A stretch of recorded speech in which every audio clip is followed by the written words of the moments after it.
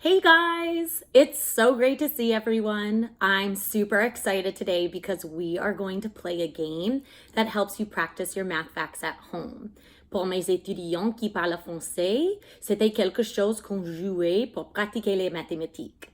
Let's talk about what you need first, okay? For the materials for this game, you're going to need a piece of paper, if you have one, markers or anything to color or write with, and dice. I went scavenger hunting through some of the board games we have at home earlier today and I found a dice. If you don't have dice at home, do not worry. We're just going to write numbers at the top of our page. You can still play this game. Okay, so take a minute.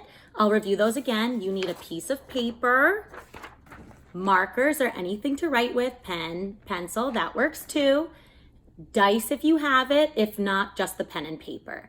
Go ahead and pause the video so you can get all your materials. All right, if you're tuning back in, that means you have the materials you need. I'm going to share with you the objective we have for this math game today. So our objective is to be able to create fact families using this game. Those fact families are those quick math facts that you can practice at home. So when you go to add and subtract later this week, you'll be really fast adding and subtracting bigger numbers. Fact families I love because we can draw them inside a house. So your first job is to take whatever you're writing with and make 5 houses. You know what? Let's make it 4 houses. I'll show you what mine look like. I know in our social studies video, I told you guys that I am not an artist, so just keep that in mind. My houses are slightly different sizes, but that'll be good for our art project that we do later with these math houses. Okay, here are my houses. So you can see I've drawn 4. They have a square, or mine are more rectangular, at the bottom and then a triangle at the top. It's really important you have those 2 parts because we're going to be writing numbers in the attic of the house and then we're going to be writing number sentences in the bottom of the house. So go ahead and draw your 4 houses for our math project. Once you've done drawing them, now you need to create your number sentences that you're going to write your numbers in. So I'm going to show you what that looks like. It's a blank plus blank equals blank, blank plus blank equals blank, blank minus blank equals blank, and a blank minus blank equals blank. So that's what my number sentences look like. Go ahead and take a minute to fill all your houses. They all need those number sentences. There should be 4 of them, 2 addition on the top, and 2 subtraction on the bottom. So go ahead, fill in your houses. I'm writing mine in now too. And then we're almost ready to start our math project together.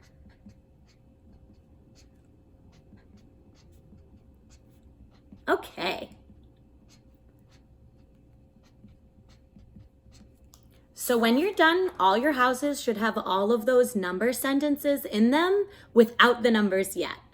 Friends who do not have dice at home, what you're going to do is you're going to write the numbers 0, 1, 2, 3, 4, 5, 6, 7, 8, 9, 10 at the top of your page. Okay, so right now take the time to write 0, 1, 2, 3, 4, 5, 6, 7, 8, 9, 10 at the top of your page like this. And then you're just going to use that like you would a dice. So I'm going to roll the dice first to show you how to fill in the first house. So friends who are using dice, you can pay attention to how I'm doing that with mine. The second house, I'm going to use the numbers at the top of my page to show friends who couldn't find dice at home, which is totally fine, how you use those numbers like a dice, okay? All right, let's get going on facts families.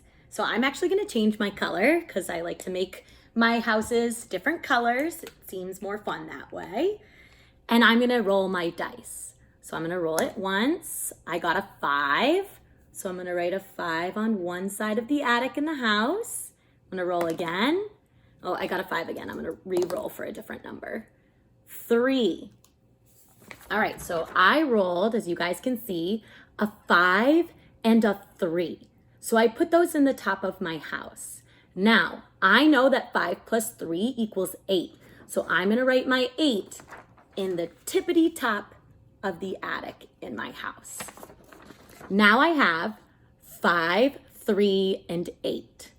I know that when I write my fact families, I'm going to use only these 3 numbers to fill in all the problems in this house.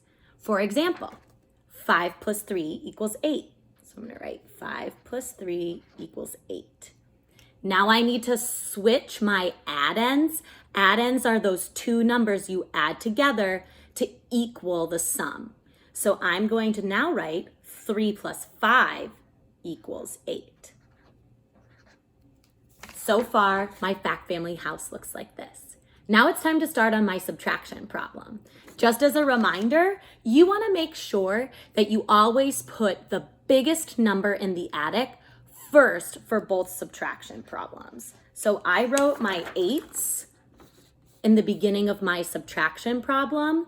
And now I need to think about my minuends. Minuends are the numbers that we're subtracting. So 8 minus 5 equals 3, and 8 minus 3 equals 5. Now I've completed my fact family house for the first one. Can you guys see all those awesome number sentences? This will help me because when I practice my fact families, I can get really quick at adding bigger numbers. Friends who don't have dice at home, we're going to do this a different way to figure out which numbers we're putting in our fact family houses. So what you're going to do is you're going to close your eyes, you're going to take your finger and you're going to put it on the page. My finger pointed to 6.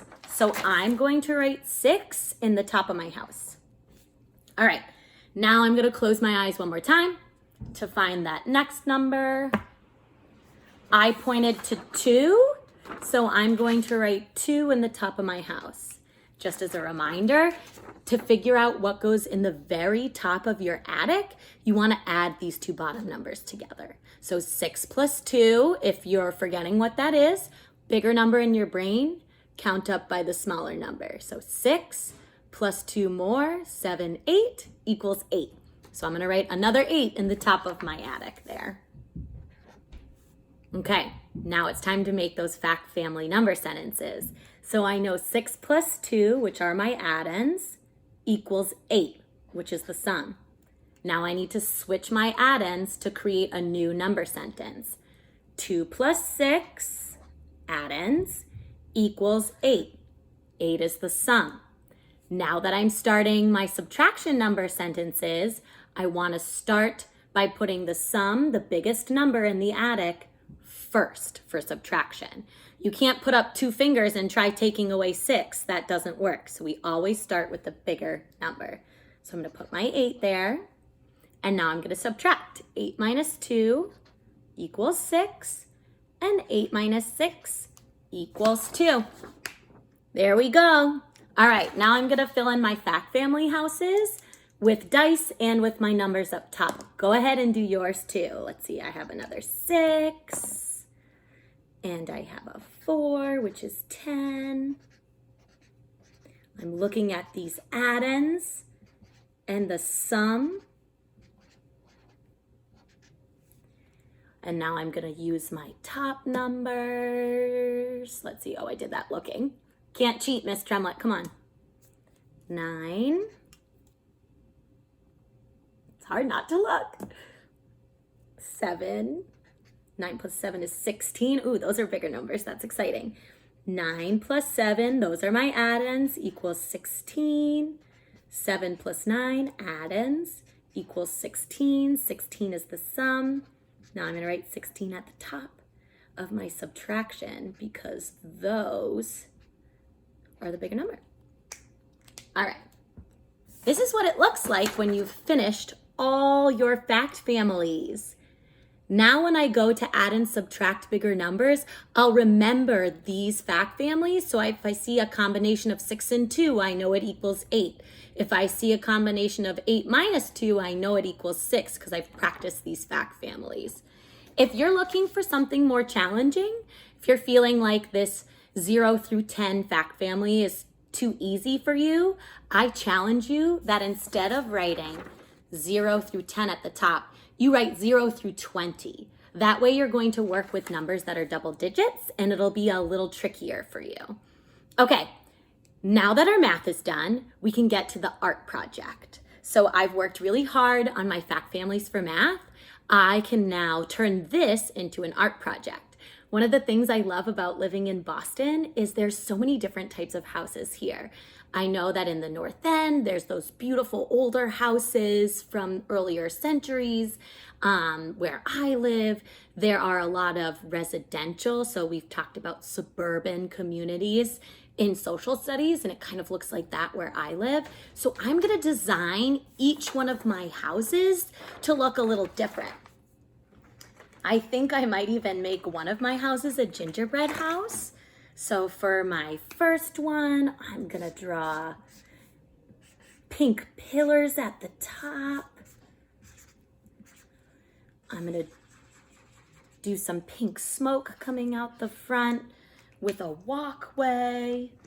I know we have a lot of artists in our classroom, so I'm sure you guys will do an amazing job designing your houses. So I designed my first house like this. I think for my next one, I'm gonna do all shapes. So I'm going to choose lots of different colored shapes. Let's see, I'm gonna put squares at the top in green. I'm gonna make swirls down the bottom. Maybe this one's looking a little bit like a Christmas house with the green and the red. Let's see, I'm gonna do, it almost looks like strawberry vines going down the bottom. So this is my next house. Go ahead now and you can design your fact family houses. I can't wait to see all of the different fact families that you guys were able to practice today. I'm missing you guys so much and I love the work you're sending me. Keep staying positive and make sure you say hello to our classroom friends on Flipgrid. Bye guys.